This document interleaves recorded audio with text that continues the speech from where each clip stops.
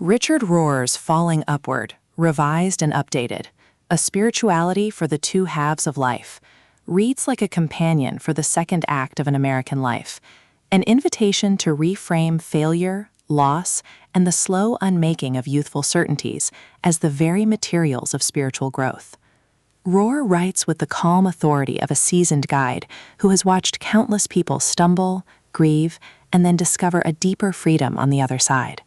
For U.S. readers who have been taught to equate success with forward motion, promotion, and control, Rohr's book is quietly subversive. It claims that the second half of life is not about accumulating more, but about learning how to fall upward, how to let the losses and disappointments of the first half become the ground for a wiser, more compassionate self. The book opens with a simple but disarming premise. Life is divided into two movements.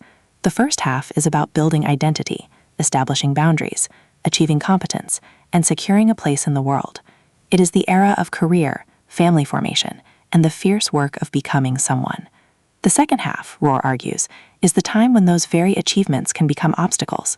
The second movement asks us to relinquish the brittle certainties of the first half and to enter a life shaped by paradox, humility, and service. Rohr does not present this as a moral failing, but as a natural arc. The very skills that make us successful early on, ambition, control, self-definition, must be loosened if we are to grow into the deeper freedom of later life. Rohr's storytelling is full of small, resonant images that American readers will recognize. The midlife professional who suddenly feels hollow despite outward success. The parent whose children leave home and who must learn to live without the daily role that once defined them. The retiree who discovers that time, once abundant, can feel like a strange and uncharted country. He uses parables, scriptural readings, and anecdotes from spiritual seekers to show how falling, failure, grief, disorientation, can be the doorway to a richer life. The tone is pastoral rather than prescriptive. Rohr invites rather than commands, and his voice is that of a wise friend who has seen the pattern enough times to speak with both urgency and compassion. A central theme of the book is the necessity of loss. Rohr insists that the losses we dread, failed relationships, career setbacks, illness, the death of loved ones, are not merely tragedies to be endured, but teachers that dismantle false selves. He reframes failure as a kind of initiation. When the scaffolding of identity collapses, we are forced to confront what is essential. For American readers raised in a culture that often treats failure as shameful and success as the primary moral indicator, this reorientation is radical. Rohr does not romanticize suffering. He acknowledges its pain. Yet he also insists that suffering can be transformative when it is met with honesty, community, and spiritual practice. Rohr's book is also a study in paradox. He argues that the second half of life requires holding opposites together: strength and vulnerability, action and surrender, clarity and mystery. He uses the language of Christian mysticism but translates it for a broad audience.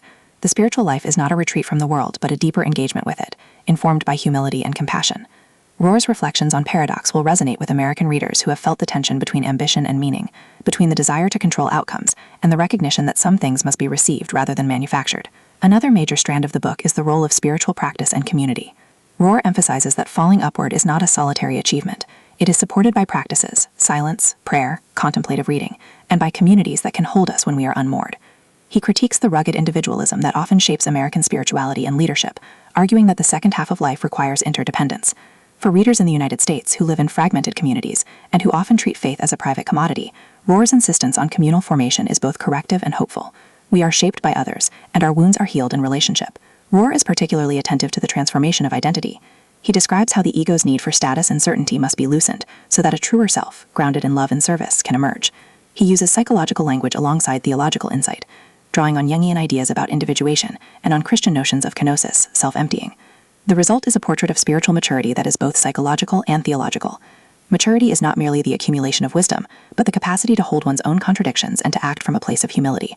American readers who have pursued identity through titles, possessions, or public recognition will find Rohr's invitation to a different kind of identity both unsettling and liberating. The book's structure is conversational and meditative. Rohr moves between short essays, reflective questions, and practical suggestions. He does not offer a rigid program. Instead, he provides signposts and practices that readers can adapt to their own lives. There are chapters on grief, on the role of humor and play in later life, on the importance of ritual, and on how to cultivate a contemplative posture in a culture that prizes busyness. Rohr's practical suggestions are modest: daily silence, honest confession, small acts of service, but he frames them as the steady work that reshapes the heart over time. Rohr is also unafraid to address the shadow side of religion.